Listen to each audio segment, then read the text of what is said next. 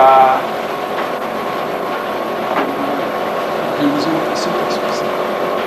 conduisez en prière.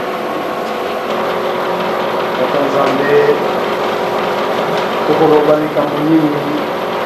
wanaliyanga nikoyo busaki tangu yomukolingaki toye paya papa sanotimbangu kyangani bamama aperea sinotima baiye pana kusaba bamakambo yatumia amokoye yaso zami na ta Adamu na Eva asalaiti lisumu yo zaki kusona bango tangu bazaki na Eva gouverneur, notamment membre du présidium de la commission du dialogue intercongolais. Nous vous souhaitons d'abord la bienvenue. Vous êtes excusé pour demander au chef spirituel de vous exprimer en français. Peut-être que vous avez des difficultés de vous exprimer en lingala. Le chef spirituel vous autorise. L'audience est divisée en, je peux dire, en deux. Nous très chaleureux, qui nous a été réservé les fonctions avec du dialogue. Mais nous sommes surtout des chrétiennes.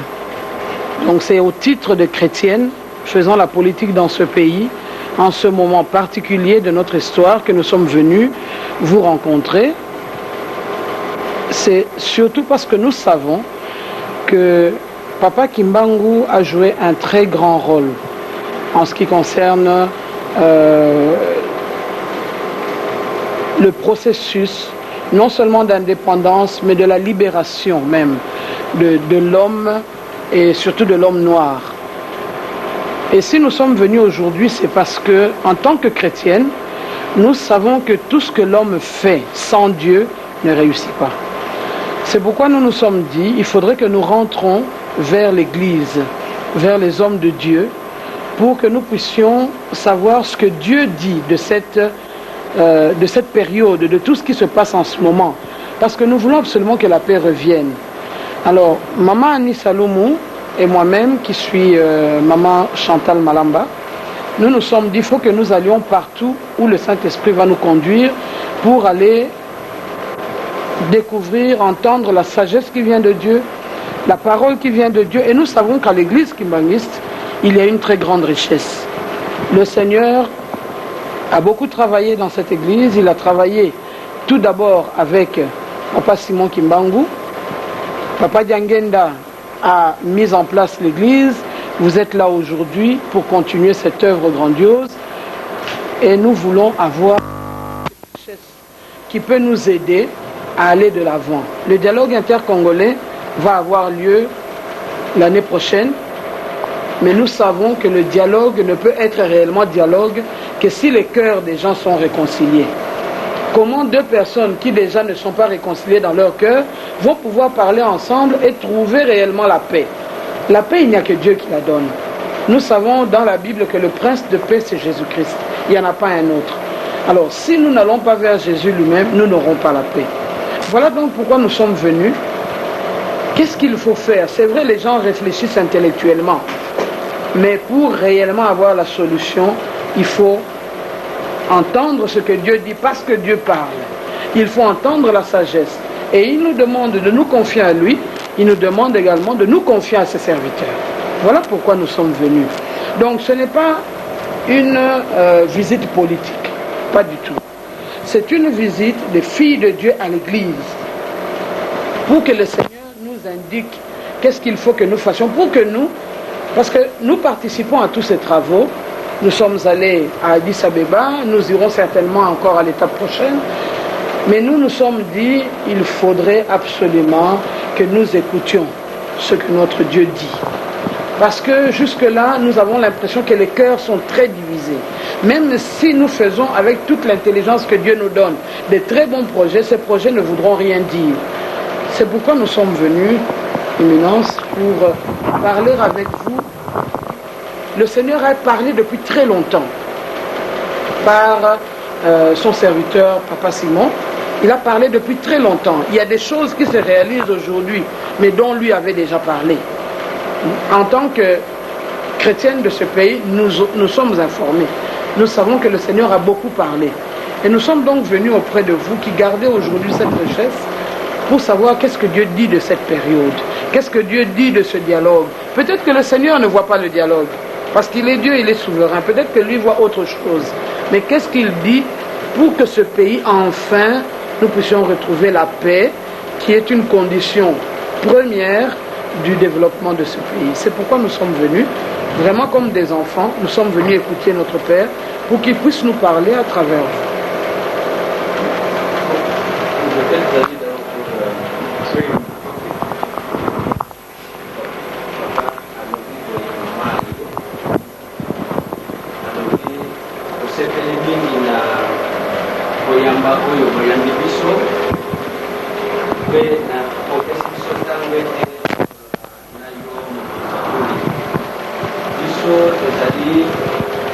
La commission préparatoire, il y a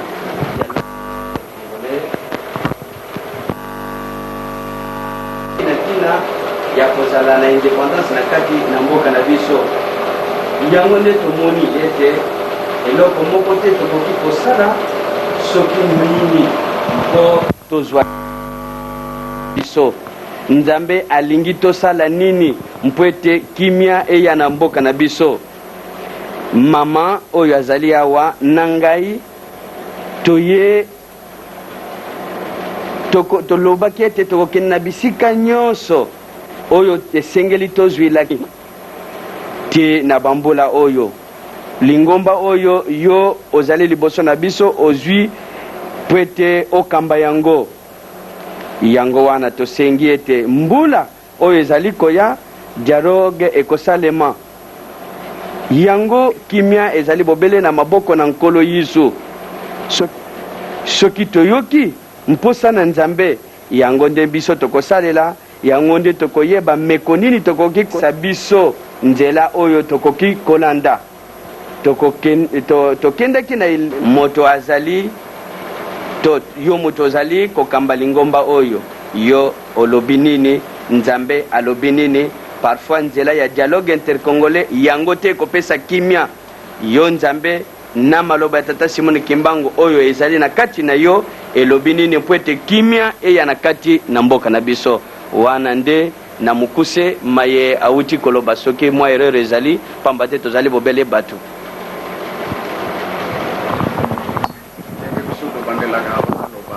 Bandela na kombo tata mwana tata Molimo Santo molimo nde etindi bino biso tosepeli mingi koya na bino pamba te biso nyonso toza na susi wana toza na malade wana moto malade ye moto alukaka monganga soki oza na malade te ovandi na yo na ndako me oyo aza na malade akoluka moyen nyonso po basalisa ye maladi oyo esila lokola nzambe atindi bino tosangana toluka moyen nyonso po nzambe asalisa biso alongola biso na pasi oyo ya solo biso toza na esengo na ntina toluka moyen nyonso kimeyingela kati na biso.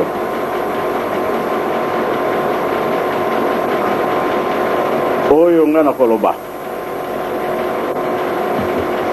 batu pe baza na makasi na bango mosusu oyo baza kokanisa me na ngai mpona kokende mosika eza nango na ntina te biso moko awa liboso eloko bazotinda biso bolingo soki tolingani kimia ekobima nango a partir ya awa me kati na biso boyokani ezali te ata tokei epai mosusu oui eza nango malamu po ezali terrain neutre kasi awa soki totikali kokanga likambo te toyokani te kuna mpe tokokende bamususu bakoloba boye bamususu bakoloba boye me kiti oyo towelelaka eza kaka moko ebele ya bato wana misu bati kaka na kiti wana yango mpe eza moko po tout d'abord awa toyokani mpona tokokende tokangi likambo po touti position na biso ezali boye ntango wana nzambe mpe atie loboko kasi soki awa na biso moko boyokani ezali te mpona mpe tokokende okomona ke bamosusu na position na bango wana biso tozotia mabondeli mingi kati na likambo oyo na ntina ete oyokani ezala bolingo ezala nzambe moto atiaka kimia me avant to atia kimia aza kotala nanu biso moko amour nini toza nango envers ye moko tata nzambe pasi mpe eleki mingi pasi wana tokoluka nani nzambe me nzambe mpe ava asala likambo aza kotala biso tolobi nini soki biso tolobi eloko moko te nzambe mpe azotala na ye tozali awa na batata na bamama vraiment toza na esengo toza mpe na susi mingi atina likambo oyo mboka na biso eza mboka ya makambo ya tata nzambe baninga baza kotala biso ndenge totalaka Jérusalem ya kala Israel chance oyo eza na bango chance mpe biso toza nango po koya ya tata Simoki Mbangu ezalaki ya pamba te koya na ye mpona kolongola loposo mwindo na pasi mpe aponi ekolo te ayaki mpona mutu nyonso ye alobaki ete mpona mutu mwindo ngai na kokufa papa diangenda papa kisolokele papa dialungana bango mpe balobi mpona mutu mwindo malamu tokufa ebiso bana mpe kaka liloba nde yango wana mutu mwindo fo asepela toniokwami mingi alors soki kimia eyingeli kati na biso tokosambela malamu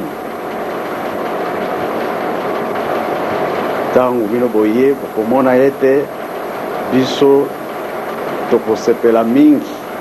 ntango mpe tokoya mpa na leta toyebi ke kimia ezali tokosepela mingi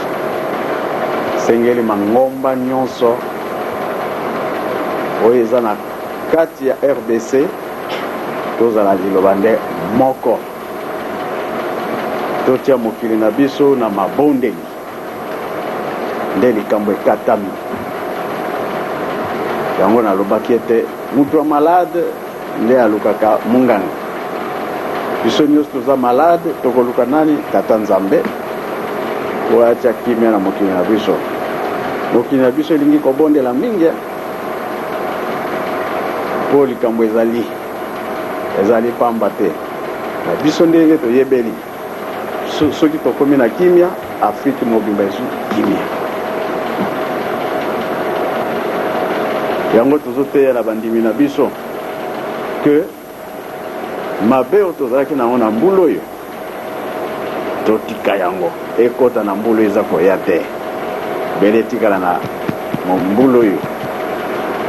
na janvier changement emonana na mokili na biso ya RDC mpona nzambe apesi biso chance tobotami na mokili oyo chance wana toprofite nango nzambe alingi biso mingi tolingi mpe kobondela mingi malamu bafongolela biso kimia ekota po mosala mwa leta mosala mangomba esalama malamu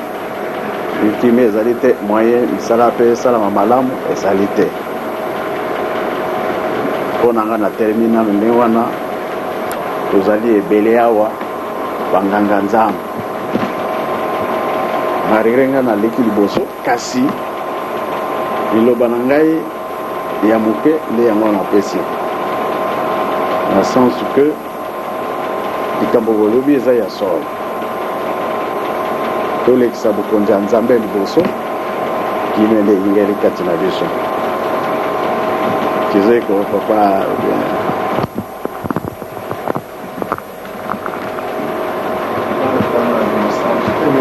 c'est le secrétaire général. Et vraiment ému, ébranlé même. Mais la sens c'est ma lame. Ambaté, nous avons un privilège de représenter la délégation qui m'engage la conférence nationale souveraine. Dans la conférence nationale souveraine, nous avons ça là-bas, papa d'Angien, nous avons l'andango na télévision. Nous avons un mon côté, attendant la délégation monnaie. Parce oyo tozali komona lelo olobi yango ke tika tokende pa nganga nzambe tobandela pa bakimbangisa po toyebi ke papa Simon Kimbangu aloba makambo mingi yango papa alobi na bino ke euti epai na bino te nzambe ne mutatindi bino po maloba boye nanu nayoka yango te. Donc makanisi na ngai ekei bisika totangaka na biblia ntango yesu atunaki bayekoli na ye bino bolobi ngai nazali nani ye alobi ke yo ozali mesia mwana nzambe tous alobi euti epai na yo te euti na molimo. Donc c'est exactement ça ne se répétait lelo pasi na biso euti na conférence nationale souveraine ezali langage moko ekokokamusa bino me maloba oyo ya ngai te papa diangenta moto alobaki yango likambo moko elekaki na conférence nationale souveraine ememeli biso pasi oyo bien entendu pasi ezalaka parce que la conférence nationale souveraine ezalaki tentative pour ete trouver solution na kobima na crise kasi olie tobongisa likambo moko elekaki kuna epesaki tata nzambe kanda me bakongole bayebi yango te ntango esalami kaka papa diangenda alobi c'est fini nzambe apesi mokongo na conférence nationale souveraine bokomona eloko moko kobima kuna eza te bazwi déjà échec likambo yango ezalaki nini oyo baparticipaki na conférence wana bayebi te me biso toyebi me lokola tozalaka na lisese moko elobaka ke zoba oyo atangaka soyi soki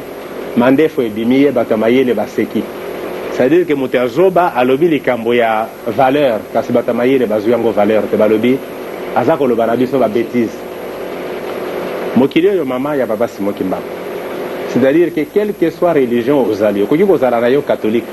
okozala na yo kimbangisi okozala protestant okokasi biso nyonso tozali bana papa Simon Kimbangu. Papa Simon Kimbangu abotamaka par hasard te na mokili oyo moto oyo asengaka indépendance ezali moto oyo ayekoli soki otali bahistoire ya bagrand pays Mao azalaka universitaire azalaki bibliothécaire na l'université de Pékin, Castro azali docteur en droit, Lénine azalaki juriste. Donc bateau ya mayele nde bango bato bamemaka peuple na libération na bango. Mais papa Simon Kimbangu atanga te paysan na mboka na ye. En 1960 tozwi indépendance avec une poignée d'universitaires. Mboka munene lekolo ya biso. Ba coloniser ngo pendant 80 ans pour former même médecins. 7 ans suffisent. Basali 80 ans, toza ko bima avec 4 ou 5 universitaires, ezali ya solo. Mais en 1921 papa Simon Kimbangu alobi mwindu akokoma mundele akokoma mwindu. Lelo yo ozali mo mama ozali bokonzi. Est-ce que na 21 mwasi oya mboka na biso akwa kozala na bokonzi ndenge yo fandi wana lelo bazali komona ngo ke ezali tout à fait normal parce que totanga etc. Mais na 21 ezalaki ndenge wana te mutu azali ko prophétiser en 21 lelo ekomi réalité to komi komona ngo comme un fait naturel et banal mais ezalaki ndenge wana te ya mibale makanisi eke lokola na Bible parce que bozali ba chrétienne boye na cadre nzambe na Bible totanga histoire ya Naman oyo azalaka général ya basyrien azalaka na lèpre serviteuse na ye alobi ke biso soki oke na Israël mokonzi na ngai tozalaka na prophète moko kuna Élysée soki nde tokei kuna lèpre na yo ekosila balongwe bakei na Israël bakoma kuna ye azalaki na makanisi mosusu général ya basyrien wana me moto ya nzambe alobi na ye kende kosokola na journée 7 fois toyebi histoire yango asilikaki akanda makasi biso tozali na Yarmouk fleuve oyo babengi Yarmouk kuna na Syrie eleki 1000 fois kitoko na journée obengisi nga kaka bobele po ntina nga nakende kosokola na journée donc wana ezali mpona kosakana na nga akamati cheval azingi azonga me mosali na ye abondeli yo mokonzi na nga soki nganga nzambe alobi na yo likambo okoki komeka te wana nini otomboka meka nanu kosala akei kosokola une fois deux fois kutu lepre ezali kobakama 7e fois ntango esalami lepre esili ezali nalobi yango mpo na nini biso bakimbangisa tomonanaka bato ya valeur te mama et pourtant mama yo na ngai tozali bakimbangisi quelle que soit religion yo ozali nango tolobi na sens ete ke okoma na kimbangiste te me toyeba papa Simon Kimbangu ye nde azalaki nani mission na ye ezalaki nini mutu oyo azali paysan azali universitaire te bakondamne ye à mort pour atteinte contre la sûreté de l'état e azali kolobaki bamindele bakokende tokozwa bosomi baplace oyo bino bozali na yango nde bato ya mboka oyo banoir bato bakodirige mokili oyo lelo lokuta ezali wana donc nde bilaka wana alobaki lelo c'est le vécu de tous les jours mais sans que les gens ne fassent attention ndenge bino boye tolobaka na chef de l'état na biso le 19 ayaki awa le 17 mai ya mbula oyo tolobaki ke président kobanga na yo te ke mboka oyo ezali divisé ekoki kosalama te c'est une division en apparence la preuve mama omona wapi pays ezali divisé bongo gouvernement ezali na kisasa azali kofuta bafonctionnaire dans les territoires occupés ça semble être banal mais ezali réalité kolakisa ke l'unité du pays est là donc bafreine yango temporairement mais ezali bato bazali en rébellion baza koreconnaître gouvernement awa te kasi gouvernement oyo azali kotinda mbongo ekreye pe problème te eza kofuta bafonctionnaire dessous spirituel ya likambo wana ezali nini soki tofuye malamu wana koatire attention na biso ke likambo nde ezali na se na 21 tozongeli likambo tolobaki po molimo nde atindi bino na 21 papa Simon Kimbangu bakangi ye auti na province ya Bakongo aye na Kisasa donc province de Léopoldville batie na Masuwa akomi na Bandundu akomi na Équateur akomi na Kisangani na Kisangani kuna akontinue ti na Kindu akamati train akiti ti Lubumbashi oyo nde makambo papa ya ngenda asalaki biso révélation donc ce que tali carte ya mboka na biso a bouclé sikasiko etikalaki ba province mibale akomaki te mpona kokanga boucle c'était les deux Kasai parce que akomaki na Katanga ntango bake kozwa nzoto na ye na 1960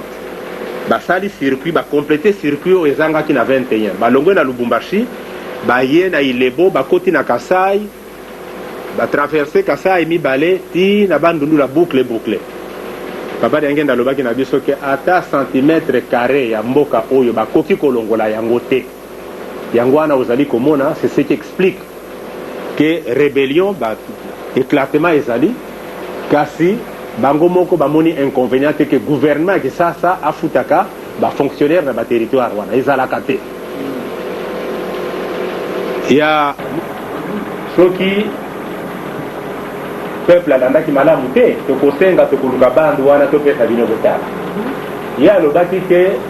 guerre ekobanda kuna na océan ekobanda na mwanda na boma ematiti me ntango kokoma na Kisasa ekoleka te ntango rebellion ebandi boma ezalaki pris ebandi kuna na mwanda bayeti bakomi na Kisasa mboka Kisasa bakamataki yango te comment moto azali inspiré na nzambe te aloba likambo en 91 likambo yango ekose réalise na 1990 nazongeli ke tozali lokola banamani tokoki koloba likambo memoye bapesa biso bazwa biso osérieux ezali te papa ya ngenda papa kisolokile padi elunga na basalaki baprofesie ebele balobi polele ceux qui ba émission religieuse qui mbangi c'est-à-dire qu'on ceux qui batie papa de Soloké, batie papa de Lungana, batie papa de Ngenda, il faut landaka au peuple alandaka ba loba ki basakola ki makambo ebele ezali kokokana parce que valeur ya moto ya nzambe ya molimo ya nzambe ezalaka te olobi likambo yango avant esalama ntango ekosalama ntango wana ekosotola te ya solo moto oyo moto ya nzambe ya solo to moto oyo moto ya nzambe ya lokuta. Donc la conférence nationale souveraine baololaki papa Simon Kimbangu. Papa Simon Kimbangu en termes de nationalité abotamaka awa mais na Congo Brazzaville période moko ezalaka bakamataki batimbre wana kohonore mémoire na ye batie timbre na effigie ya papa Simon Kimbangu, une façon de leur rendre hommage. Ntango guerre civile ezali kochoke makasi na Congo Brazzaville, délégation ya Congo Brazzaville ya gouvernement yaka na nkama demande na bango ezalaki boye yo papa Simon Kimbangu moto mipesa mpo na moto mwini oyo ezali koleka na Brazzaville ozali komona yango te. Biso tozala baministre ya baveuve na baorphelin momela biso guerre wana en pleine guerre civile de secret spirituel soki bakonzi ya mikili mosusu soki bakoki koloba vérité nde mokolo bakoloba yango. Donc soki tolobi ke tozali na émotion vraiment ekamwisi biso ke bamama boloba makambo ya makasi ya ndenge wana peut-être toza koréaliser gravité bapropos botenir te mais molimo nde motakili. Donc en gros solution ezali wana nkolo ya mboka nde papa Simon totia ye na esika na ye en tant que molimo mosantu. Problème oyo tozali komona ya makasi ezali problème ya moke tosenga ye ndenge papa uti koloba ya solo toyokana parce que nzambe atindaka kokabwana te ke lelo mpo oyo alobi azali katholike tokamata mabanga tobamba ye lelo oyo alobi azali orthodoxe tokamata mabanga topinga ye te en tant que bana ya mboko. D'ailleurs mpona papa Simon Kimbangu bafrontière wana ezali artificielle ye azala koloba en terme d'Afrique mais atiaki accent ke base ekozala bapays oyo misato Congo Brazzaville, Congo Kinshasa, Angola nde base nsima nango nde kokende na Afrique mobimba. Donc topesa ye dossier wana sans diplomatie lelo kokozalaki bato bakoseka kasi soki baseki bazongeli liseso nalobaki ke mandefu odimaki zoba esekisaki bato mayele bakoloba me yo okei kuna tala babétise bazali koloba na yo. Donc il vivra verra mais topesa mokumba na ye nkolo ya mboka. Yo papa Simon Kimbangu yo nde moto obundelaki mokili oyo, yo nde moto ozali le premier condamné à mort pour délit de tentative de libération de ton pays. Pays na biso ezali divisé ozali koloba nini? Tosalaki mbeba na conférence nationale towololi yo ntango balobaki ke tika mpe papa Simon Kimbangu azala proclamé lokola héros bato bakrie balobi nakolakisa bino ke nga nkolo ya mboka e mpo na kosilisa soki tokamati gouvernement ya 1997 mais muzee azalaka na kisasa te autaki na Kivu apandi kuna na Maki pendant 30 ans ndenge tozali koyoka. Comment expliquer que mutu oyo auti na Zamba na Maki bisika apandi pendant 30 ans tango akomi awa na discours na ye premier message na ye alobi je rends hommage à Simon Kimbangu likambo wana il faut biso tososola nalobaki ya suka mais c'était l'avant-dernier ya suka nde yango oyo ngai nakendeki nabosani mbula yango dans les années 80 quelque mikolo mosusu nazalaki na Paris. Ntango nafandi na Paris naza kotala télévision namoni moto oyo babengi George oyo azalaka na bapota awa mbala liboso nga namonaki ye na vi nanga naza kotala télévision balakisi ye kuna na Paris azali koexplike makambo ya nzambe na bato batuli ye mituna mpo na bapota na ye azali kopesa baexplication mais likambo efrapaki ngai yango oyo batuni ye mais sikasikoyo oye na France soki olongwe na France okokende esika nini? Alobi soki nalongwa awa lere wana tozalaki Zaire alobi nakokende na Zaire batuni ye journaliste atuni mpo na nini? Alobi bino boyebi te le Zaire ntango wana nazongeli Zaire pamba te ndenge alobelaki c'est-à-dire le Congo Kinshasa aujourd'hui c'est le pays le plus béni du monde ezali mboka ya bana nzambe na mokili oyo mobimba na mikolo oyo tozali koloba ezali na mokili te oyo eleki bénédiction lokola Congo yango wana kuna mangomba mazalaka ebele epapa liangenda alobaki na biso boye boyebi yesu alobaka ke bokonzi ya likolo bakolongola yango epai na bino bakopesa yango na libota oyo kobotesa yango mbuma bakongole ya awa bayebi te ke mboka wana nzambe nkolo yesu alobelaki nde yangoyo yango wana papa Simon Kimbangu aliaki totia ye na esika na ye topesa ye dossier oyo alobi biso tolembi solution ekobima na New York te tolobi te ke bato bakende na dialogue intercongolais te ezali mabete kasi nkolo ya esika oyo azali na fungula ya mboka oyo tomona ye misima wana sans diplomatie sans fanatisme sans foi voilà oyo contribution okopesa na point wana mundele azalaka qualité na ye soki olobeli ye likambo akoki kosala ke andimi na ye yango te c'est possible mais akoloba na yo te ke likambo yo olobi ezali ya solo to ya lokuta akoloba tika nano oli na répondre ke c'est faux tika nakende koanalyse yango natuna bato basala baneuvaine de prière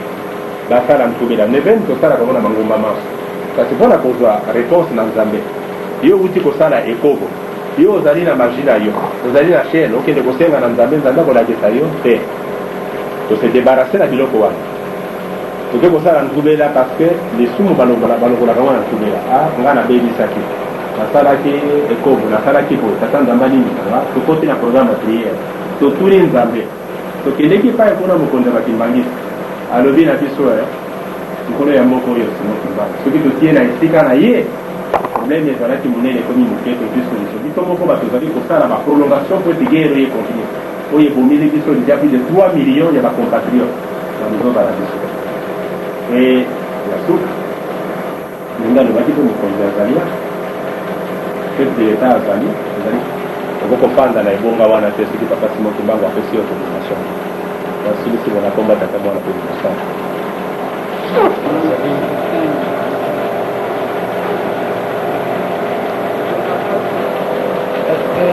Son éminence a dit, ce que le secrétaire général vient de dire, ça nous édifie pour beaucoup. Et nous sommes en fait venus chercher ici la sagesse de Dieu, nous sommes venus chercher ici ce que le Seigneur avait déjà dit par Papa Simon Kimbangu, soit par prophétie, soit par enseignement.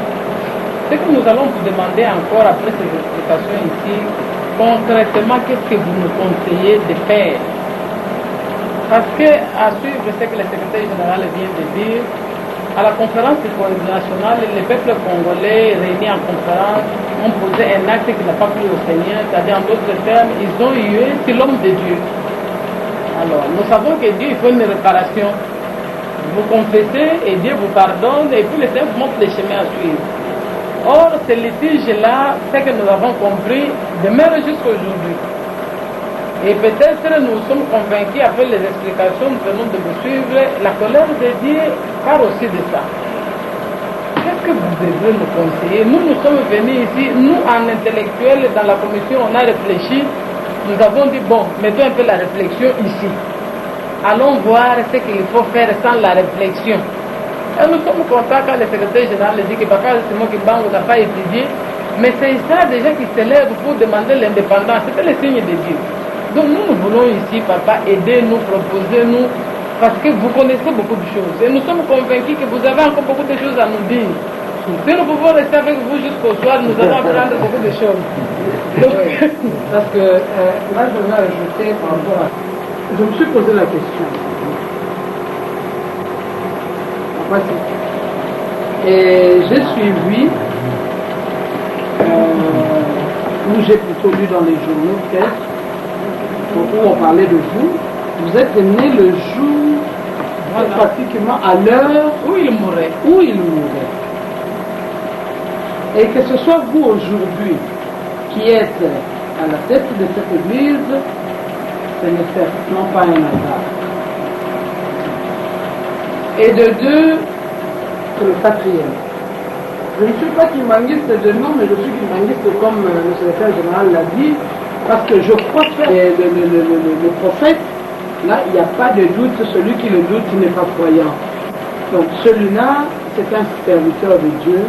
un homme que Dieu a utilisé puissamment. Et je suis aussi convaincu que jusqu'aujourd'hui, le Seigneur continue à agir dans cette église. Alors je me demande, qu'est-ce que tout cela veut dire? Quand vous prenez la tête de l'église, quand nous avons le 4e chef de l'État, un jeune aussi, est-ce que tout cela sont des signes pour que nous... Parce que si ce sont des signes, c'est que nous pouvons trouver ici ce que nous devons faire, ce qu'il faut que nous fassions pour que ce pays redémarre. Nous ne voulons pas parler du dialogue particulièrement, c'est une démarche politique. Personne ne nous a dit que c'était une inspiration de Dieu. Mais quelle est l'inspiration de Dieu pour ce Congo? Vraiment, nous trouvons que c'est lorsque nous aurons découvert ça et que nous aurons appliqué ça que le Congo sera effectivement en train de démarrer. Le plus voyez, alors maman le baquet de te remercier mingi ya solo malobelo na maloba oyo muti koloba secrétaire général ya Lingomba toyaki mwana koko azali mwana ya mibale soki koko atikaki likambo te basalaki ye likambo ezali ke nzambe asilikaki nango koko aza na droit ya kolongola likambo wana mwana mpe aza na droit ya kolongola likambo wana neti na 1921 makambo mingi koko atikaki kolobela oyo ezali ke moye tomona lisusu esengo ezali te na papa Jangenda atikaki kolongola makambo nyonso so bomonaki biso tolataki saki lakisi ete alimisi biso na mabe ekosalaka wana bakoko na biso sikawa likambo papa bena ye kobimisa wana na conférence likambo tata simoki bango bato balobaki mingi baololaki me nga aza na droit ya kolongola likambo wana pamba te naza koko na ye akosenga bolimisi yango nga nalobaki ete lokola boye biso toyoki réponse na biso ezali nzambe na manso tozali koluka biso tokovanda tranquille te biso na ndenge na biso toyebeli ke bino boye eza lokola boye kosenga kolimbisa po makambo nyonso toza kosala eza kokongola te oye liboso ya nganga nzambe nganga nzambe azaka na ye na sekret mosusu te kaka mabombeli yango nalobaki ete moto malade nde alukaka monganga motu moko to mibale akoki kobikisa mpe mokili ebomisa bato mibale misato nde moko mpe akoki kobebisa mokili bino boye mpona kobongisa mokili mpona boye toyoki oyo bino boye nango réponse ya direct yango te toyoki balobaki ete mutu oyo elalaka pongi yango elondaka ndoto keso boye nango tuna boye nango biso mpe tokotuna na nzambe na biso ayaki kobikisa mokili oyo réponse na ye ekoyebana kaka na ndenge batata na biso balobaki ete bolingo mibeko mpe misala ete batata balobaki soki bato baye kotuna bino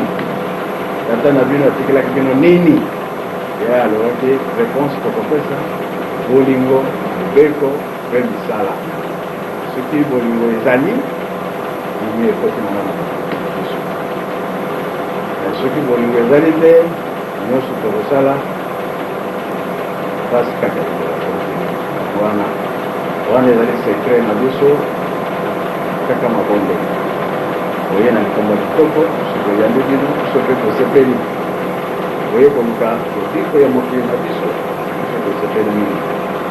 akanisa mwali kamonike na tindaki na tata aisibina soki mpe kozala kaka bino mpe bato mosusu meme koza 20 boye osali devoir wana osali yango esili yango ngala lopito koko azali mwana mibale koko aza na droit ya kolongola likambo koko na ye atikaki ndenge olobi ke nabotama le 12 octobre bongo na kosani akoboya te kombo mpe bapesi ngai ya ye alors ngai naboya ezali te biso tomemaka ya kimia esika nyonso tomemaka mpasi te mpona bino boye mpona koluka kimia tokosenga totia kaka ye moko liboso maso nde bakopesa biso merci loweso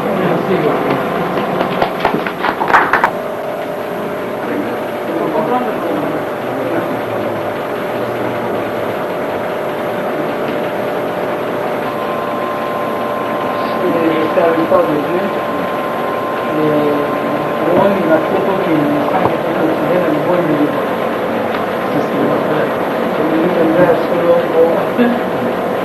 Autant pour avoir la grâce de Dieu dans le salon de son travail. Et dans la peut-être l'innovation à Kodomoga, l'église humaniste, l'islam de la famille, c'est quand par exemple, voilà ça qui fait, voilà ça qui font la bonne côté, voilà qui font la bonne tangu nyonso tu babondelaka sujet personnel ezalaka kasi vocation ya église oyo ezali sujet kobondela mpona yango nzambe permettre te na moment oyo tozala investi ya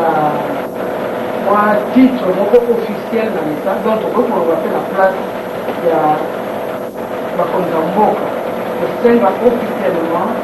vraiment mabondeli ekontinue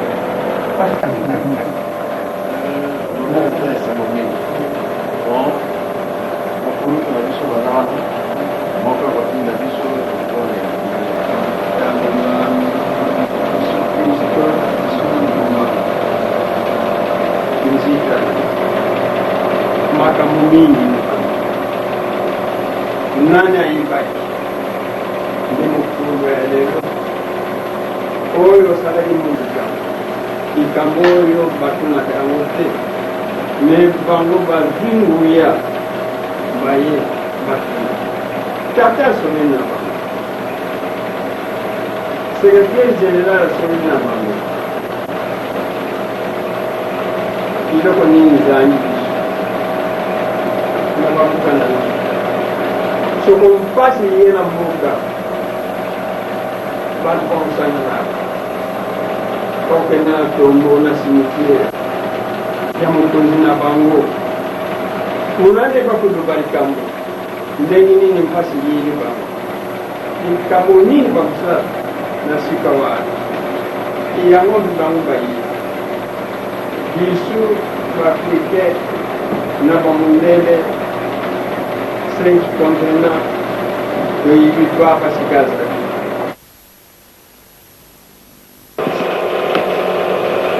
madimu mwana pe tata molimo santo tata nzambe kolesi tata molimo santo na ebandeli ya masolo tobengaki bino bozala kati na biso masolo na biso bino boyoki yango mpe bolandi yango malamu solo mpasi oyo bomonaki na ntina na biso biso mpe soki likambo eyeli biso tokokende epai mosusu te bino bozali bango bazwi likanisi ya malamu ke ya solo tozali kobosa na tata Simoki Mbangu ebongo mpasi oyo eyeli biso tokokenda ngo wapi malamu tozonga kaka na tata Simoki Mbangu ye mokolo ya kimia mokonzi ya kimia atia kimia na mokili na biso yango bolandi biso mpe toyoki makambo bamama baye nango biso te kasi bino banzambe na biso toyende kotika likambo na maboko na bino po ete bobongisela biso kimia yingela na mokili na biso mokili bopesi biso eza mokili ya kitoko na ntina ete nani ayebaka na 1921 tata Simon Kimbangu amemelaki biso kimia me ntango wana ezalaki ntango ya pasi mundele azali konyokola biso me ye abangaki ata likambo moko te ye alobi ete mundele akobongwana mwindu mpe akobongwana mundele mokili oyo biso moko tokotambulisa yango misala oyo bamindele basalaka mutu mwindu mpe akosala yango tina bakangelaki ye asali 30 ya boloko 30 na ye mpona kobikisa biso loposo mwindu Afrika mobimba ye mpe aponi ekolo te na mundele na mutu mwindu ye ayaki mpona kobikisa biso na yango likambo monene toyeli awa kimia ezali te na mokili na biso bolingo ezali te boyokani ezali te toti yo liboso otia ozongisa susu kimia kati na biso malgré tozali koseka yo tozali kosakana na yo koloba makambo mingi kasi lokola okataka ndai na yo wana yango mpe ekotia kimia na kati na mokili na biso boyokani ezala mokonzi soki batie ya liboso tokoyokela ye na bokonzi eutaka epa na bino yango tosengi ete lelo oyo bazali kotambulisa biso mokonzi azali oyo azali kokamba biso nyonso na RDC pesa bango mayele ya mingi po ete atambulisa biso kimia eringela na mokili bao mpe balandi ye sengeli bakonseil ya malamu na kati na conseil nde bakotambulisa biso malamu mpe biso mpe mangomba nyonso tozala na boyokani totiaka mokili na biso na mabondeli mokili evanda kimia mpe tosalela bino banzambe na bino biso na solo boyokisa biso soni te bino bolati bamama baye oyo bango balobi yango ekopesa kimia pamba te baye koluka nde tata Simon Kimbangu bango mpe baza na banzoto baza na famille makambo mingi oyo ya mpasi ezalaka na bango yo nde okobongisela bango kimia mpe ezongela bango na banzoto te na misala na bango biso na biso tokokabwana yo okabwana na moto te zala na biso esika nyonso tokokende mapamboli ezala na kombo misato tata mwana mpe tata molimo santo amen. Avec le chef spirituel, est-ce que vous avez trouvé satisfaction à vos attentes? Oui, nous avons effectivement été très enrichis. Vous savez, la démarche que nous avons menée ici, c'est une démarche de chrétiennes qui sont en quête de la voix de Dieu. Parce que nous sommes impliqués dans la recherche de solutions pour la résolution de la crise congolaise. Et comme chrétiennes, nous nous sommes dit qu'on ne peut pas trouver la solution au problème de ce pays sans consulter Dieu. Et pour consulter Dieu, ici, qu'est-ce que nous faisons? Nous consultons les hommes de Dieu. C'est pourquoi nous sommes venus à l'église kimbanguiste. C'est l'église kimbanguiste pour deux raisons. Non seulement que nous y trouvons des hommes de Dieu, mais aussi parce que nous sommes conscients du combat qu'a été celui du prophète Kimbangu lui-même. Donc en fait nous sommes venus un peu à la source pour reprendre la démarche que lui avait. Il parlait de libération de ce pays, mais cette libération c'était par la parole de Dieu, c'était par la puissance de Dieu. Et c'est pourquoi nous également nous croyons aujourd'hui que c'est par cette puissance qu'effectivement nous allons avoir libération, délivrance effective de ce pays. Voilà, donc nous avons été très satisfaits parce que son éminence nous a parlé avec une sagesse réellement divine, et le secrétaire général également nous a beaucoup édifiés. Il y a beaucoup de choses qui nous ont été révélées. C'est la première fois que j'ai entendu ces choses-là, et je me dis qu'effectivement j'ai été très enrichi, et je suis confiante au Seigneur que sur cette voie nous allons effectivement arriver à trouver la solution pour ce pays. Maman Chantal, vous êtes journaliste de formation, de surcroît de ce que vous assumez comme fonction aujourd'hui. Est-ce que c'est une tentative que vous avez voulu faire, ou bien c'est pour chercher vraiment une solution sûre? Parce que au départ, vous étiez d'abord à Addis Abeba. Pourquoi ne pas le faire avant que vous y allez? Vous savez, il y a un proverbe, il peut être mondain, mais il dit qu'il n'est jamais trop tard pour bien faire. Et jusqu'à présent, nous sommes encore en train de vivre sous le temps de la grâce. Elle n'est pas terminée, donc que nous l'ayons fait avant Addis Abeba ou après, je crois que l'important c'est de le faire. Peut-être que le Seigneur a voulu que nous allions d'abord à Addis Abeba pour voir effectivement nos limites. Nous les avons vues, les limites de l'homme. Et aujourd'hui, nous sommes venus. Vous savez, on ne peut pas blaguer avec le nom du Seigneur. On ne peut pas faire de la propagande avec le nom de Dieu. On ne peut pas venir dans une église riche d'histoire et de révélations et dire que nous sommes venus tout juste pour faire une petite tentative politique. Non, c'est effectivement dans le souci d'avoir une solution définitive, une solution effective du problème congolais. Parce que vous savez, le problème congolais, ce n'est pas seulement le problème, ce n'est pas seulement les hommes. Quand les hommes ne s'entendent pas, il faut se demander pourquoi ils ne s'entendent pas. À la tour de Babel, lorsqu'il y a eu confusion, ce ne sont pas les hommes qui ont voulu cette confusion, mais c'est à cause du mal qu'ils avaient fait que le Seigneur a mis au milieu de cette confusion. Et aujourd'hui, nous vivons la confusion. Nous nous disons, il faut que nous allions à la source. Et la source de vie, c'est Dieu. C'est auprès de Dieu que nous pouvons trouver un diagnostic réel du problème. Et effectivement, il est la guérison. C'est lui qui va donner la vraie guérison à ce pays. Maman Chantal, après cet entretien avec son éminence Simon Kimbangu Kiangani, à vous entendre parler, vous connaissez bien Papa Simon Kimbangu. Mais après tous les conseils qui viennent de vous être donnés, qu'est-ce que vous attendez concrètement de l'Église concernant l'apport, parce que n'oublions pas que c'est un problème politique. Est-ce que vous attendez un apport concret? Quel est cet apport que vous attendez de l'Église kimbanguiste? Vous savez, Papa Simon Kimbangu l'a dit. Nous n'avons pas une autre recette. Nous, notre recette, c'est la prière. Nous, c'est la prière. C'est notre force à nous, les chrétiens. C'est par la prière. Vous savez, par la prière, le prophète Kimbangu a fait beaucoup de choses. Par la prière, nous pouvons également sauver ce pays. Et nous allons sauver ce pays par la prière. Donc, ce que nous demandons, c'est la prière. Notre Seigneur Jésus-Christ a dit, priez sans cesse. Et il est également dit dans Osée, qu'il faut chercher Dieu, il faut aller vers Dieu jusqu'à ce que la justice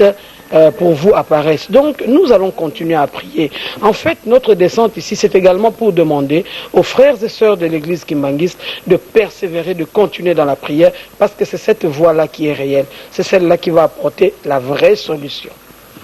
Êtes-vous persuadé que votre démarche que vous avez plutôt entreprise sera acceptée par les autres amis de l'Assemblée?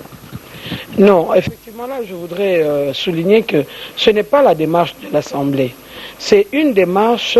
de chrétiennes qui sont à la recherche, qui ont le fardeau de ce pays. Vous voyez? Donc, c'est vrai qu'il est difficile de départager Madame Malamba de ses fonctions qu'elle occupe actuellement, mais ici, vraiment, c'est une chrétienne qui vient auprès de son Seigneur pour qu'il donne la solution à son pays. Un message pour les fidèles kimbanguistes?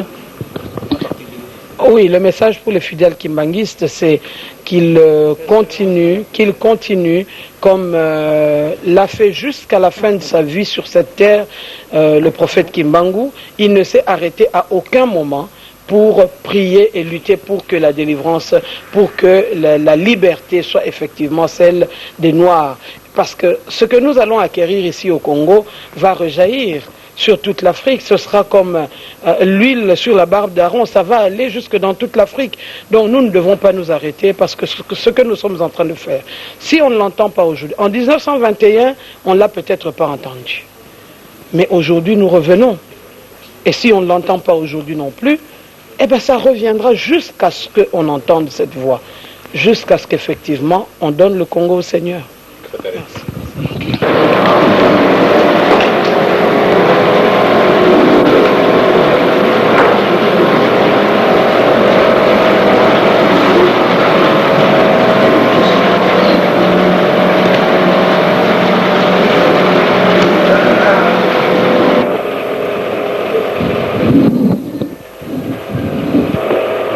Ça va, Lingala?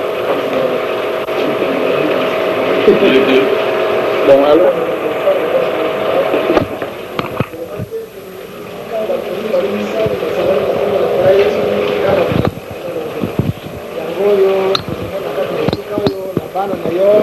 bauti epa mosusu baye kotala biso na kati na esika oyo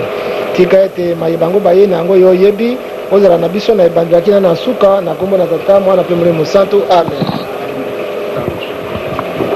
Sikasikoyo nde topesi bino maloba bokopesa biso oyo bokosango boye nango toyebi te nani kokamata parole. Mbangiste mpona esengo osepelaki na poko na lelo koyamba président ya église de réveil bishop Albert Kankeza Mwanambo pe général Soni Kafuta baoyo bazali kotambwisa église de réveil sur base ya invitation na yo moko nde boyi tosepelaki koya mpona kokutana na yo pamba te église Kimbangiste soki toki na koloba likambo etali réveil ce papa prophète Simon Kimbangu oyo moto abandi réveil na mboka na biso soki tokoloba réveil lelo nous ne pouvons jamais faire semblant comme si ezaki na moto ngo te abandaki likambo yango na ntina wana nde tondimaki lelo tosepela toya elongo na président na biso epai na yo mpona kozala quand même premier contact officiel mpona koyeba lolenge kani tokoki koya epai na bino kotuna lolengani mosala ebandaki expérience na bino depuis de 40 ans 50 ans ya mosala kati na mboka oyo sur le plan spirituel sur le plan social toza nango bosenga tala tini toyei mpe na koyeba kozongisa maloba epai na président na biso mpo ayeba koremercie oyo lisusu lolenge osili koyamba biso na pokwa lelo.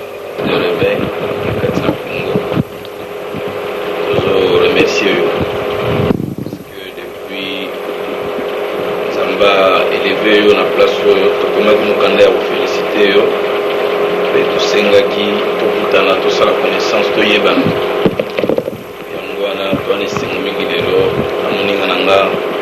général Soni Kafuta na bapaster bakompani oya kosala premier contact ya toyebana tozala na barelation étroite ndenge pasteur akuti koloba kopartage na bino l'expérience na bino boyeba mpe biso bozoyeba biso nde mosu à distance boyeba biso moko et nous avons une organisation assise, stable, confortable otosepelai quand même que l'église Kimbanguiste comme étant une église ya bana mboka et que biso mpe baéglise elebete oyebi église ya bana mboka église transportée te uti epai te bana mboka tosali mosala na mboka tobaino toyebana quand même na bandeko bazali kosala mosala depuis plusieurs années na mboka une quarantaine d'années na biso mpe toyebana totala quand même ndenge tokoki kosola mpe mpo na bapartenariat na biso ndenge mpe tokosola makambo etali dialogue participation ya baconfession religieuse na kati na dialogue mpona reconstruction ya mboka na biso do yango wana na moninga nanga général Soni tosepelaki mingi ntango révérend ele bayebisaki biso ke donc son éminence asepeli koyamba bino samedi tolobaki toya cette prochainement tokoya na équipe mpe monene élargie mais pour l'instant toyaki d'abord topeso mbote tosala prise de contact tosolola toyebana voilà toremercie lisusu mingi. Je crois que général Barzama Mokambo Baksa en attendant tout s'étendre à ma solonage. Merci mingi. Omoni natango papatriaki biso toyaki totikalaki kolela ye na bandeko mais ntango mosusu na occasion wana moya komi présente ezalaki te e koba toza na nzoto ya kristo biso likambo ezwi moto moko ezwi biso nyonso tozalaki ensemble toremercie nzambe na makambo ebele ya liboso ezali ke omoi na mboka na biso na regroupement religieux tozali à peu près na 7 entités toza na église catholique oyo toyebi histoire na yango euti na Rome toza na église protestante mpe bassemblée de dieu tomoni histoire euti Londres mpe États-Unis toza na église orthodoxe tomoni euti na Grèce communauté islamique ezali toyebi ke euti na nzela ya Mecque mais tozali na église ya liboso tolobi ya Seigneur Jésus-Christ par le prophète Simon Kimbangu église autochtone oyo mwana mboka molimo mosantu ekiteli epe abandi nini misala rôle na ye tomoni fruit na yango surtout sur part ya libération omoni un visionnaire eza difficile va comprendre prophétie oyo ntango wana alobaki tobotami nanu te elo tomoni ezosa nini ekokisana alors moto nyonso abengami na nzambe fois aza reconnaissant l'histoire reste l'histoire mpe tomoni nzambe akufaka te soka nzambe azokufa te tomoni mosala na ezokende biso ya mibale ezalaki mpona koremercie nzambe mpe kofelicite oyo na ndenge nzambe atie oyo na mokumba monene oyo ya kotambwisa ya misato ezali tozali koevolue na kati na mboka mais toyebani te ye mosu na mosika to na kombo or toza na point commun ni koloba nini quelque part mboka na biso ekoti na pasi oyo ekoti na mboka nakanisi solution koya na nzambe me nzambe aza na barepresentant na ye bato bazali komona oyo bato baza komona te mpe bato oyo bazali koyoka oyo bato bazali koyoka te c'est pour cela ezali ntango oyo biso église bato ya molimo toyeba vraiment na nzela ya mabondeli mpe nzela oyo nzambe akosunga biso koparticipe kofacilite ke mboka oyo ezonga na ndenge nzambe alingi nakokopesa exemple moko tomoni na bible na tour de babel confusion ekoti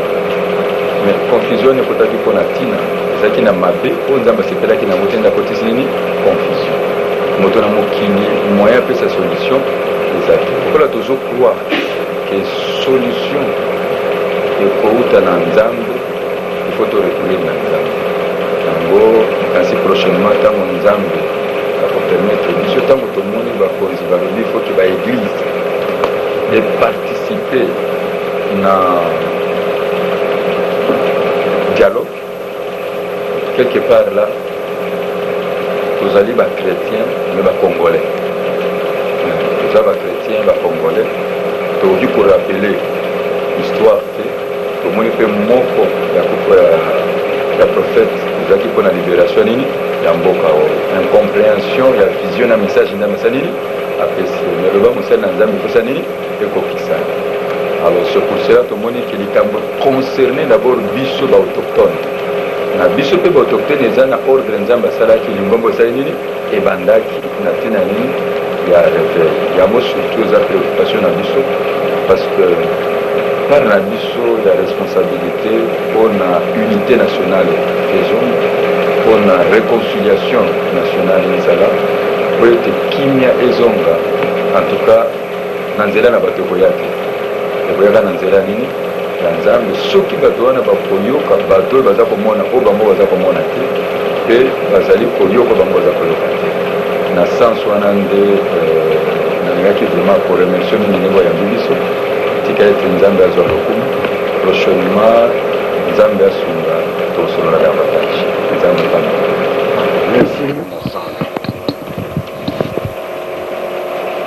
oyo bino bolakisi bana biso ezali bolingo otiki ndako otiki misala oye kotala biso kotala mpe eza ya pamba te na pasi oyo eza na biso pasi oyo ekoyeli biso tokosala ndenge nini toluka nzambe asalisa biso alongola biso bapasi oyo toza na yango na bino na biso susi ezali kaka se moko oyo nde ezali bolingo ya solo toza koluka nani tata Simon Kimbangu pamba te na maloba na ye na 1921 bakoko na biso bayokaka yango ke ndele akokende na ye mboka ekotikala na biso moko mundele akobongona mutu mwindu akobongona mundele oyo ezali na gauche ekokoma na droite oyo ekoza na droite ekokoma na gauche lelo oyo toza na mpasi fo tozongisa makanisi na biso na nsima toloba ete oyo alobelaka biso liboso ye mpe kaka moto akotia kimia na ndenge nini soki tobosani ye kamo mingi oyo akokangisa biso okomona tokosala ezali kosimba te mpo ye alobaki makambo mingi ye azali motindami olobi bien bomba ya biso moko awa na Congo biso moko tobongisa Congo na biso vraiment occasion ya boye biso tolukaka yango mbala ebele bangomba nyonso toyokana tozala nde liloba moko tosangisa makanisi tobondela mingi po kimia yingela na Congo oyo nyonso tozali komona ntango wana ekozala pamba soki toti nzambe liboso nzambe atalaka mpe biso bato mbala mosusu tozali kobosana me ye ati kamwa likambo oyo ekosala biso kokoso ebe ntango atindi mopepe wana ya pasi azali kotala bakoyebanga nzambe ye bakoyeba ngai te soki toyebi ye esolution ekozama mbangu oso biso bato ya mangomba toyokani biso mpe kaka tokosenga na nzambe na biso atia kimia na mokili te boyokani na Afrique mobimba po ye alobi ete moto mwindu nyonso oyo aza na mpasi ya moto mwindu ekosila pe alobaki ete ye aponi ekolo te na mundele mpe lokola kolo yesu ntango ayaki kaka mpona bamindele te eyaki mpe mpona biso bato mwindu me misio na ye ezalaki mokuse yango alobaki ete oyo nakotinda nde akosisa makambo nyonso tata Kimbangu ntango wana nana abimi te me loba ebimaki na Angola Kimpa Vita oyo babengi nani Ndonda Beatrice alobi kombo ya tata ya Kimbangu pardon nana abotami te babomi ye bazotia ye na moto ye alobi ata na kufi me biso toyebi ete Simon Kimbangu pardon ye nde mokonzi ya biso nyonso bato mwini ntango ye akei na 21 likambo oyo eye kobima ya Kimbangu ntango yango ebimi na mokili mosusu mpe na mokili na biso ya RDC ya biso eza fierité mingi pamba te na emoniseli ye alobi akolongola yango kuna akotinda yango epai mosusu soki makambo yango eza kose réalize biso toza na esengo mingi tobosana ye te ifo toyeba ye papa ya ngenda alobaki makambo mingi tina mokili na biso ye moko papa Kimbangu alobaki makambo mingi tina mokili na biso nyonso tozali awa presque toyebi histoire likambo boye nango c'est vrai ezotala mpe tata Nzambe ngai nasambelaka na ngai te me ntango yo okufi kura batieli okura na liboso marikiri osambelaka te me kura wana okende kolakisa ngo epai ya nkolo te moto nyonso oyo akufa kale batieli okura liboso ke soki osalelaki na solo na yo ekolongisa yo soki osalelaki na solo te alomela mpasi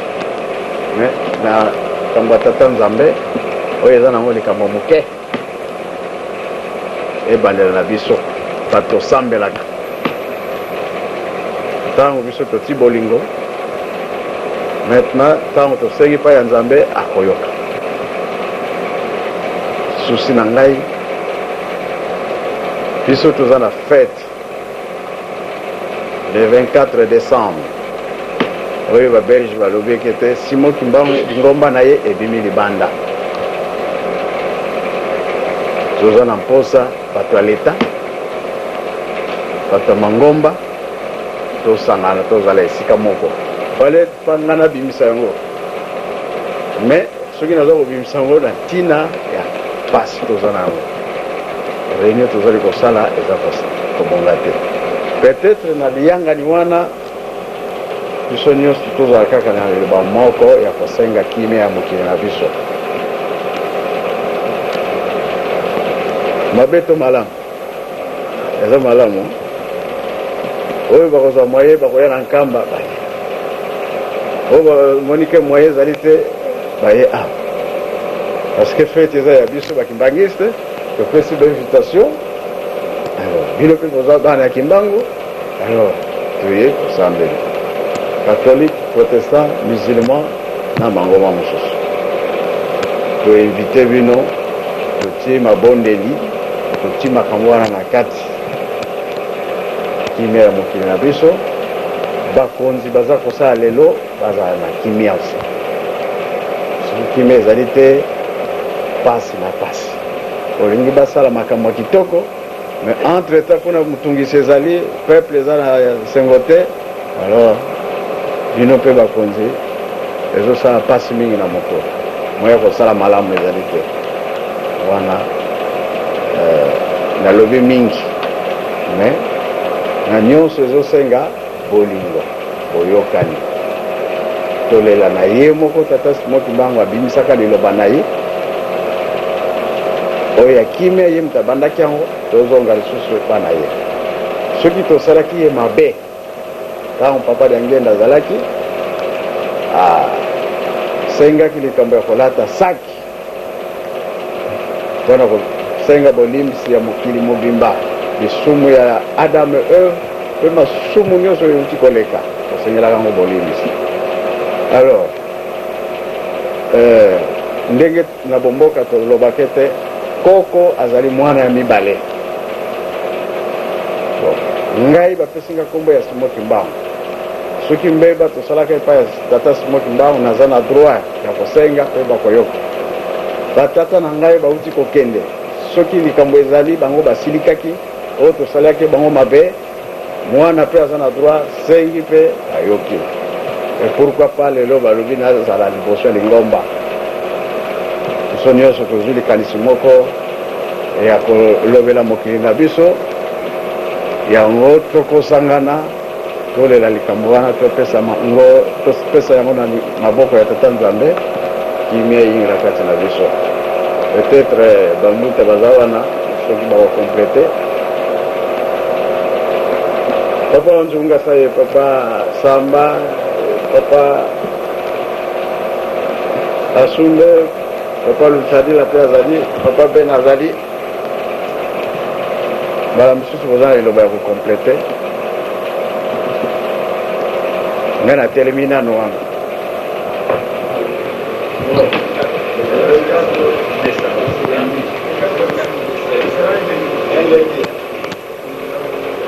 malgré la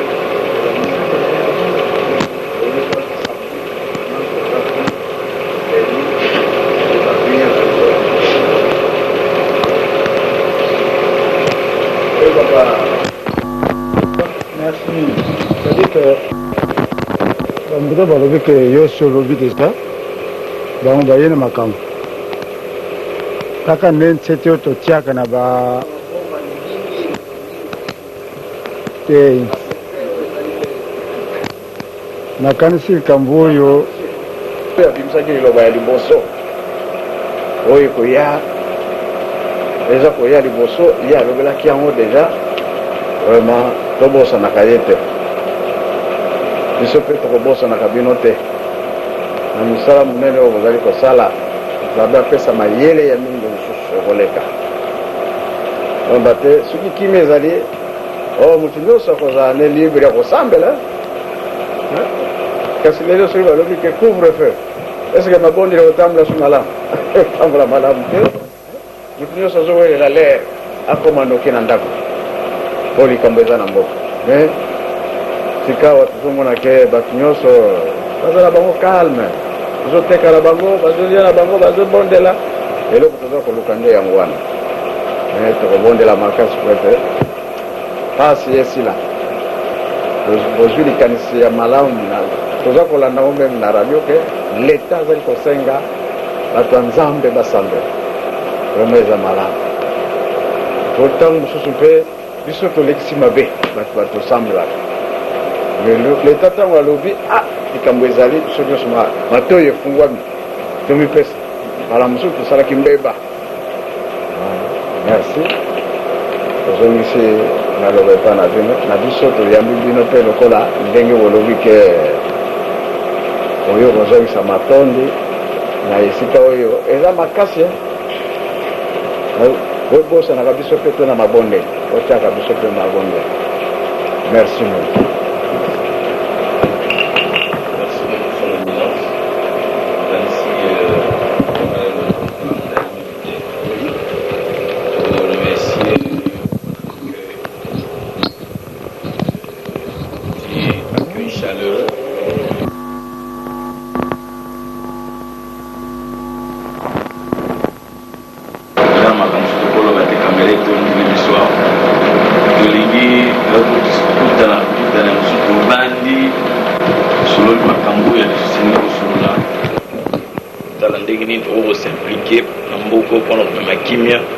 ndenge église ya nkolo oyo soki osala mosala moko mpona kimia lelo ezalaki kaka prise de contact alors tokomibongisa mpona kotala ndenge tokorecontacte yo lisusu po ete tokutana bien lisusu kosolola malamu mpona makambo etali église kotala makambo etali mboka mpona invitation na yo toremercie yo déjà mpona invitation eza na badate moko mpe tona baprogramme ebele deja na Kinshasa tokotala ndenge nini tokomibongisa me toremercie yo mpona invitation lancele biso nzambe mobateli abatela yo abatela lingomba mobimba apesa yo susu mayele mpe makasi mpona mokumba apesi yo amen.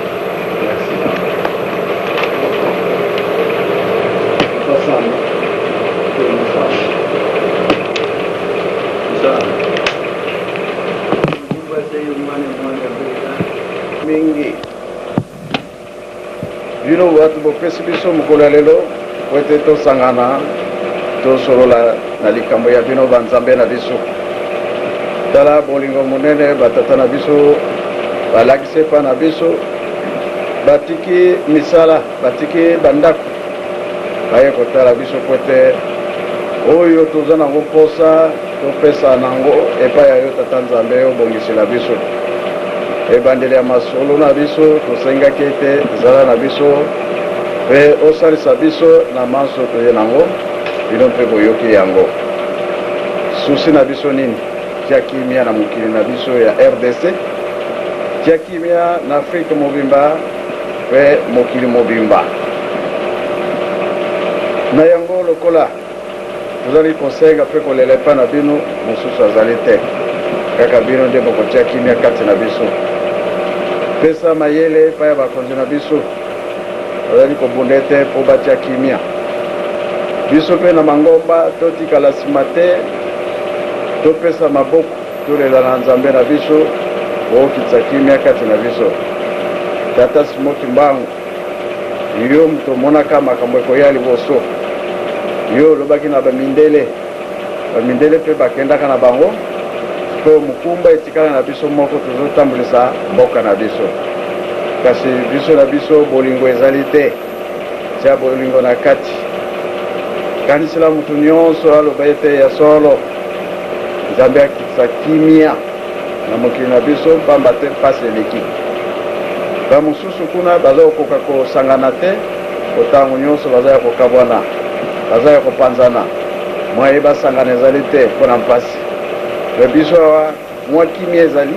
kasi biso nde tokosenga mabondele ya mingi po ete kimia emonana na mokili na mobimba yango wana toleli tosengi makambo mosusu tokosenga lisusu me ntango ekozala ke yo moko okosepela nango oyo nyonso tokoloba mokolo wana yo nde okotya mapamboli ezala wana Kinshasa ezala kuna na Nkamba ezala wapi kambo tobongisi tokosangana bongisila biso mokolo yango okikitisa kimia kati na biso na biso mpe tokokabwana yo okabwana na motu te zala na biso esika nyonso tokokende mapamboli ezala na kombo misato tata mwana mpe tata molimo sango amen.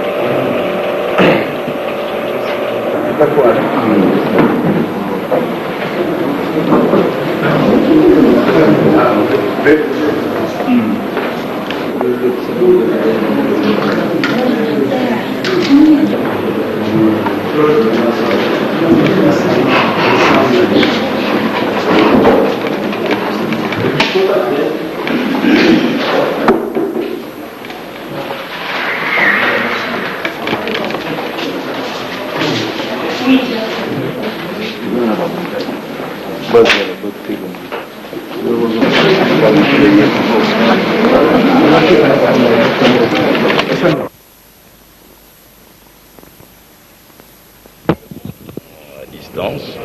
et nous avons trouvé un homme serein, un homme posé qui nous a parlé et nous avons eu des échanges de points de vue. Nous en sommes très contents et très fiers. Et avant cette rencontre, comment étaient les relations entre vos communautés chrétiennes et l'église kimbanguiste? Eh bien, écoutez, évidemment, avant cette rencontre, on ne se connaissait pas très bien. On se connaissait, les relations étaient là, les relations de fraternité, bien qu'à distance. Ce sont nos frères, mais aujourd'hui, je crois qu'un plus s'est ajouté à ces rapports. Et ce plus, qu'est-ce que vous avez abordé pour instaurer la paix au pays, la RDC, à notre pays, en tant qu'homme de Dieu? Mais nous avons plus parlé de la rencontre qui avait pour l'ordre du jour un peu la prise de contact. C'était d'abord se connaître et discuter ensemble, mais nous avons quand même essayé superficiellement d'aborder la situation de notre pays. Et nous avions ensemble, nous sommes tous d'accord que cette situation nécessite l'unité de l'Église et que le pays a besoin de la paix, que le pays a besoin de sortir de cette grande crise. Donc on s'est mis tous d'accord et nous avons même convenu que nous puissions faire différentes rencontres ensemble. Il nous a même proposé d'assister à la grande fête qui aura lieu le 24 décembre pour pouvoir prier pour la nation. Et Général Kaputa, vous pouvez nous donner vos impressions après cet entretien? Mes impressions sont trop favorables. Favorable, ce qui veut dire, comme vient de nous le dire le bishop Kakienda, que cette rencontre n'est pas la première ni la dernière. Oui, parce que cela s'est passé dans une communion fraternelle, spirituelle. Et je crois que nous avons tous la même vision de voir ces grands pays bénis dans la paix et l'unité de l'Église. Je crois que c'est trop favorable. Et un mot aux chrétiens qui nous suivent en ce moment? Oui, vous savez, nous sommes des chrétiens, Dieu est amour.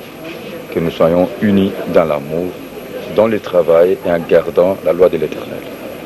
Bon, Général, s'il vous plaît, qu'est-ce qui vous a beaucoup plus retenu votre attention au cours de ces entretiens que vous avez eu avec le chef spirituel kimbanguiste? La force spirituelle, le respect de l'autorité spirituelle, le leadership bien posé. Alors, qu'est-ce que particulièrement vous avez à dire aux fidèles kimbanguistes et à la famille chrétienne de la RDC? Leurs 4 points, ils doivent être affermis dans l'amour,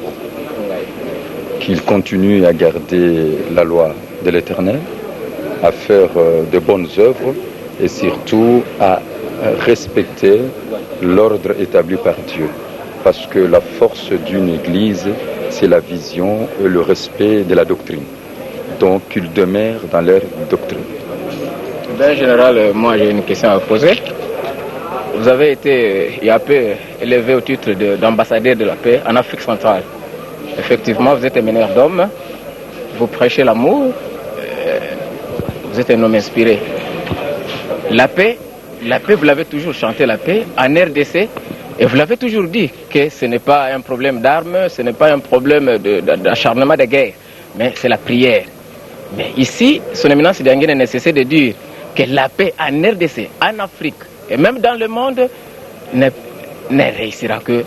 quand Simon Kimbangu sera mis à sa place. Je ne sais pas qu'est-ce que vous en dites. Vous savez, nous avons des données spirituelles et des données scientifiques. Les données spirituelles répondent à ceux qui ont la foi et les données scientifiques aux cartésiens. Je crois qu'il est difficile de pouvoir donner un jugement de valeur à une prophétie. Pourquoi? Parce que prenons le cas de prophète Simon Kimbangu. En son temps, tout ce qu'il a dit, personne ne pouvait croire. Et aujourd'hui, on voit les effets de la prophétie. Je crois que les hommes spirituels puissent saisir l'essence et que Dieu soit loué. Je n'ai pas eu l'occasion d'assister justement à votre entretien avec le chef spirituel kimbanguiste, mais en Kamba, j'ai assisté à la cérémonie de 50 ans de la mort de Papa Simon Kimbangu. Là, il a instruit, même demandé à tout le monde, kimbanguiste ou pas kimbanguiste, de proclamer haut, sans honte ni complexe, que Simon Kimbangu est le Saint-Esprit. Et même ici à Kinshasa, il ne cesse de le dire. Vous êtes un homme inspiré, je ne sais pas, qu'est-ce que vous en dites? Est-ce que vous croyez sincèrement que Simon Kimbangu est le Saint-Esprit? Merci beaucoup. Vous savez, Dieu est esprit, il se révèle et il se manifeste. En termes de révélation dans la religion, c'est un monde de conscience.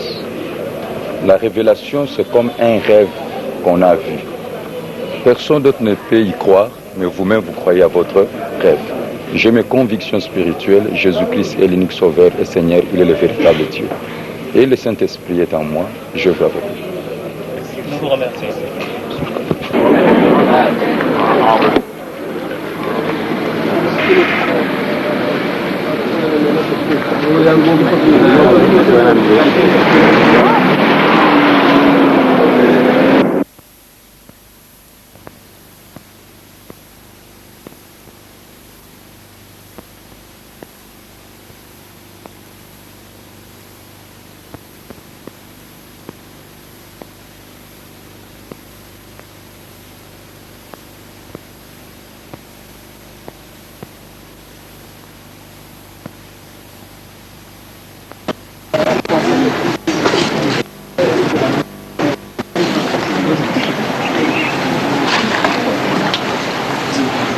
Je peux s'abonner.